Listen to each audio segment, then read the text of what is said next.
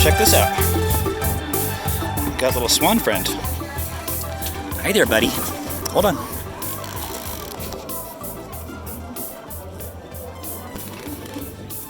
Yeah. Ow. Ow! Don't hurt me.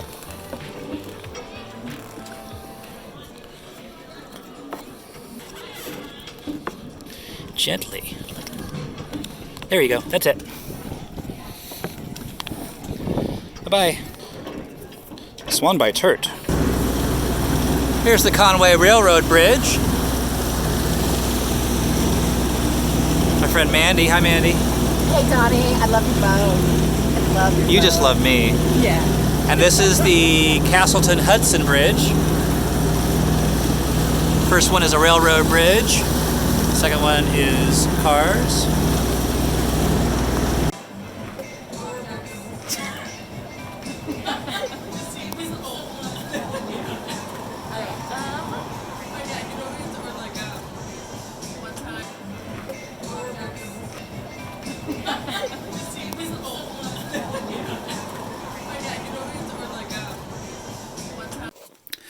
Alright, here I am on the boat once again. And my project today is trying to figure out how to rewire these batteries. So I have 2 house batteries and 1 starter battery. The current way the boat is wired is that the starter battery only runs to the bilge. And the house batteries are being used to start the engine, which is not the way it's supposed to happen. So if you look here, you can see I have 1 band around this positive cable, and I have 2 bands around this positive cable, and that corresponds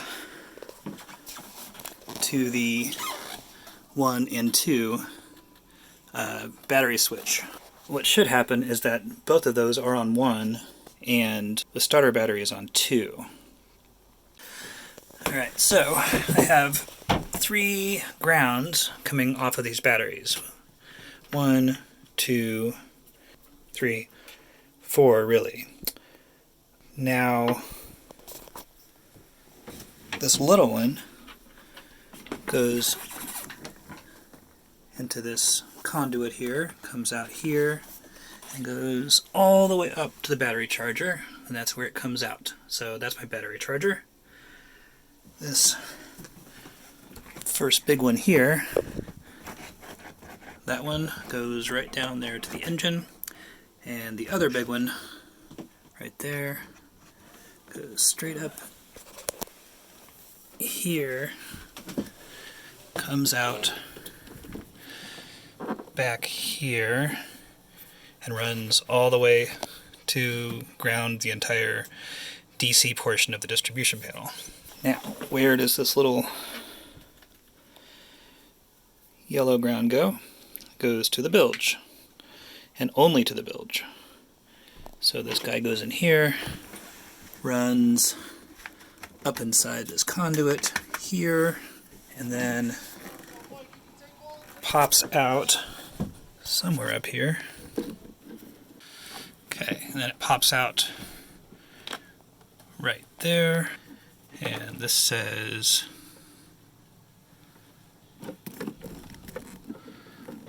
something to bat 12-volt bilge pump. And that appears to go to this switch right here, which no longer works because I disconnected it. So what I think I have figured out is that we have the 1 and 2 coming from the battery charger going down to the batteries. 1 and 2. They go into these fuse blocks and then back out again over to the batteries. 1 and 2. Correct? Correct. So I think what I need to do is wire these 2 house batteries in parallel. I don't know, I guess I'll have to look on the internet and find that out. But wire these 2 together, and 1 goes to one of those. Actually, this is the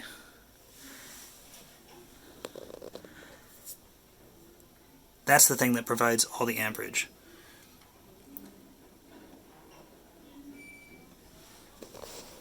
I'm so confused. I have taken off the battery selector switch just to see what's going on back there. And the cable that goes to the starter is going to common, as is this long cable that runs up into the distribution panel right there. That's also uncommon. Terminal 1 is this big thick battery cable that goes over to battery 1, and of course 2 goes to battery 2.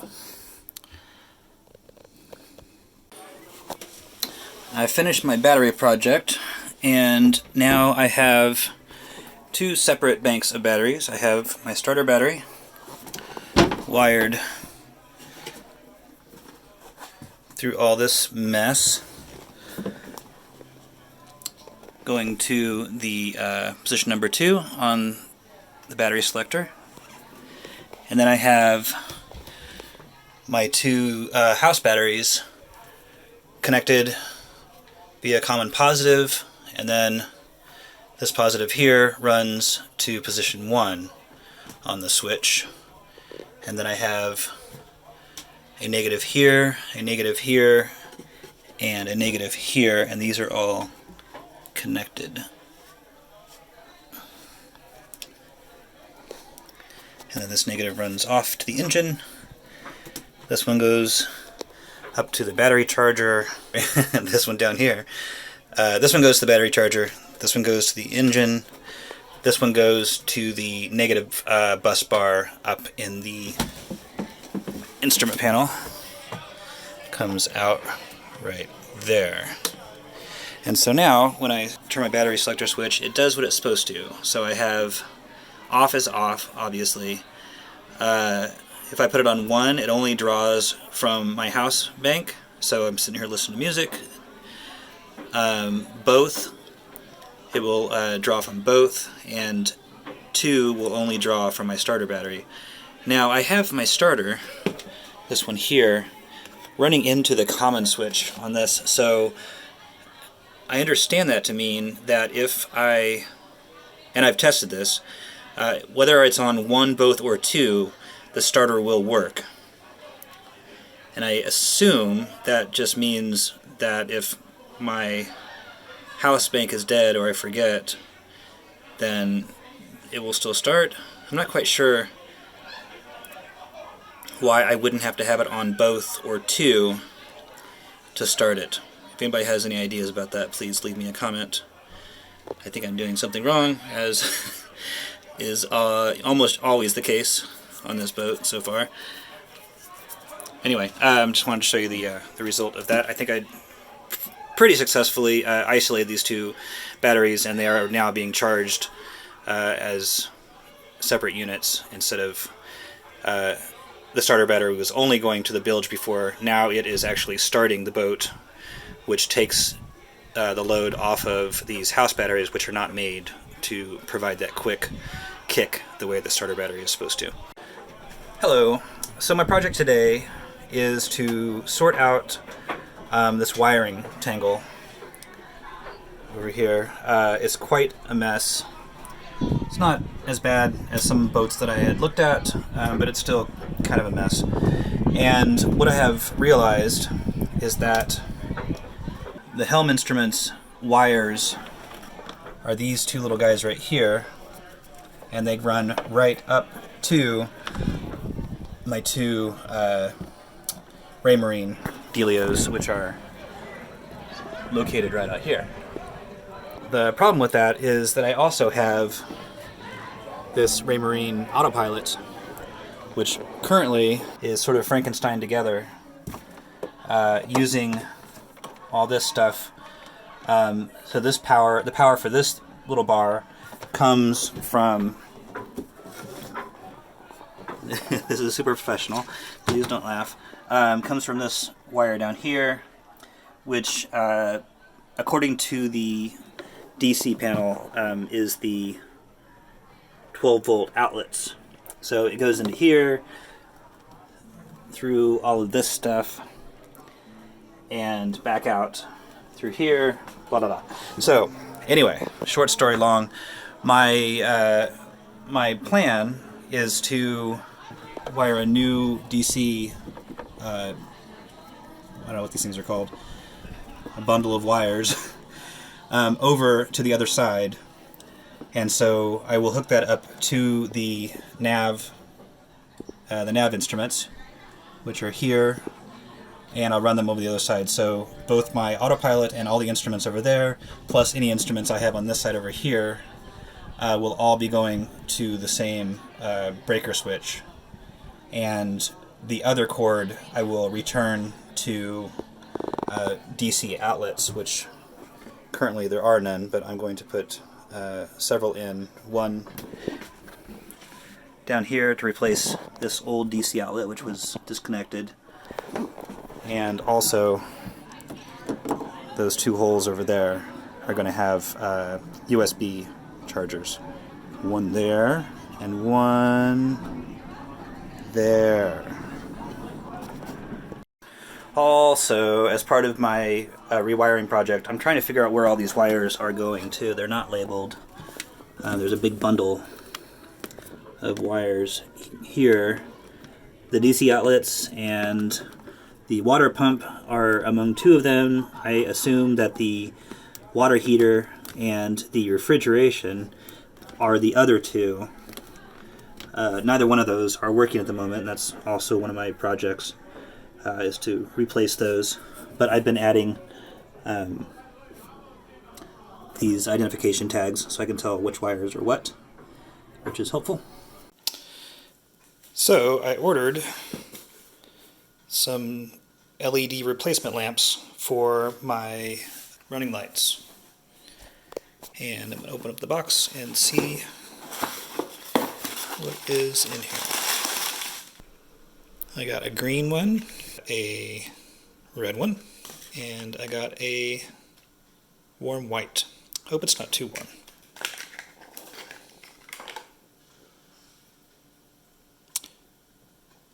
Two connectors in the bottom. Looks pretty cool. Doesn't look green, but it's absolutely the right size. Yeah, the other ones I got were too tall. Obviously too tall. So this thing's crooked. Huh. The plastic is not on there all the way. I think it's plastic. Hopefully it's not glass. I'll have to try to fix that. Alright, so I'm putting in my super bright LEDs into my running lights. I've already unscrewed. And there's the old incandescent bulb for the port side, because it's red. Easy to take that out. Alright, oh, this is the one that has the pop-up thing. Well, let's turn it on anyway and see what it does. Yeah, that worked pretty good. That is indeed a red LED. Very bright. Job done. Right, so I just popped this cover down with a pair of channel locks very gently, and surprisingly did not break anything. I'm going to plug it back in, and I think it will fit now. I think this is just a little bit taller than the OG bulb, but I think if I use the silicone here, it'll seal up nicely and work for the rest of the life of the boat, or my life, whichever comes first. They might end at the same moment. Dun dun dun. So something else that I did was to start to remove this refrigeration compressor. And I unscrewed all those bolts. I have to unhook the pressure lines, and those go up through one of these holes. So, good times. I'm going to take it into a, what are those people called? They're called refrigeration repair people. and see if this thing is actually shot or if it can be salvaged, because it's a pretty nice unit and they run about $2,000 or more when they're new. So we'll see what happens with that. Hello, so alright, I'm down here in the lazarette, which is, as I'm sure you know from other boat videos, everybody's least favorite place to be. That's where the refrigerator compressor is. And it always takes me a little bit of time to feel comfortable and not claustrophobic down here, so I kind of have to hang out for a few minutes before I start working. If you can see, this line right here goes all the way over around here, comes in here and attaches to, you can't really see them behind there, a couple of fittings. And so I need to unscrew those fittings so that this line can be, where to go? This line goes back over here and inside the cabin into the refrigeration unit. The refrigerator is what some people call it. So my task is to somehow unscrew those things. And I did it.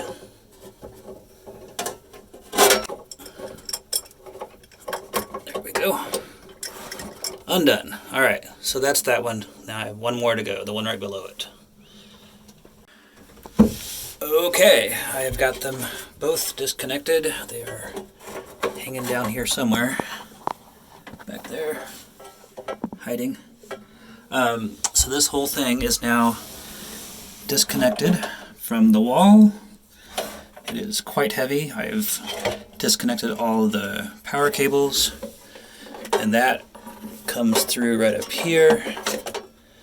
And the coolant line, whatever this thing is, goes back into that hole there. So now my next move is to somehow get this thing, which weighs at least 25 pounds, out of this lazarette. That's going to be a good time. I'm really looking forward to getting this water heater out of here. That's going to be fun too. Alright, so I'll catch you on the other side. Hopefully this thing will be out of the lazarette next time you see it. Did it. Alright, so my next step is to take this thing in to a refrigeration mechanic, specialist, dude, or dudette, and see if it can be fixed. Maybe I'll call this number in Seattle, Washington. Maybe I won't. Alright, so if you look down there, you can see the ends of that compressor stuff. And it goes right through that hole in the wall. So all I should have to do is just pull it straight through. Hopefully it fits.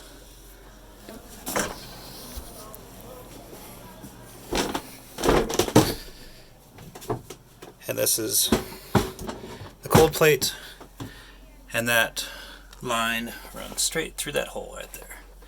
So all I have to do is pull it. Woohoo! We're out on the boat! Acting like fools. Hi, Jen. Hi. Got a little Joan Jett playing in the background. Gonna get this video banned from YouTube. Copyright violation, but I don't care. Because it's a fucking gorgeous day out here. Thanks, Amanda, for this. Thing fucking rocks. Yep. Beautiful Saturday afternoon. Day before we head off to Puerto Rico with a bunch of friends. And thought it'd be nice to get out on the road for about a half an hour or so. So we're gonna try to turn around up here, head on back in. Just want to give you a heads up that this boat actually moves. There's a bald eagle right there. You can barely see it, but it's there. New York, land of dreams. Ain't that right, Jen? Oh, yeah. All right, so we're coming into the Queenman's Landing Marina right now. And the way this dock is, it's very long. And so my boat has to be pointing out. in order to exit the dock. So, which means at very shortly up here, I need to turn the boat around and back all the way down the dock into my space, which is something I'm not very good at yet, but I'm working on.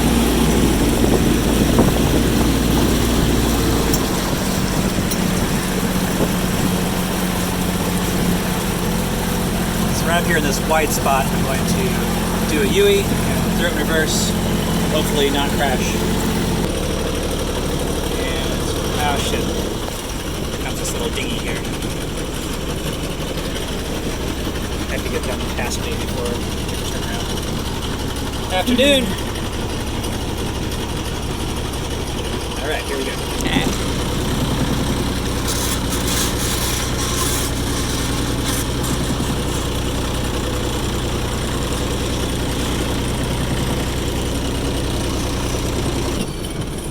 Put it in neutral. Let it bleed off some speed.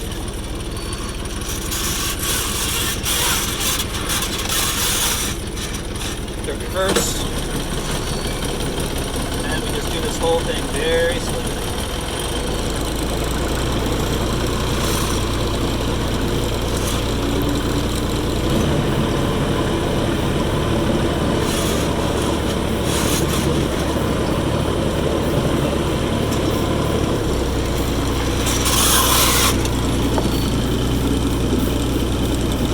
The problem with these boats, especially with the full keel or the skeg rudder, is that reverse steering is really difficult. So you kind of have to get a little speed on before you can steer in reverse.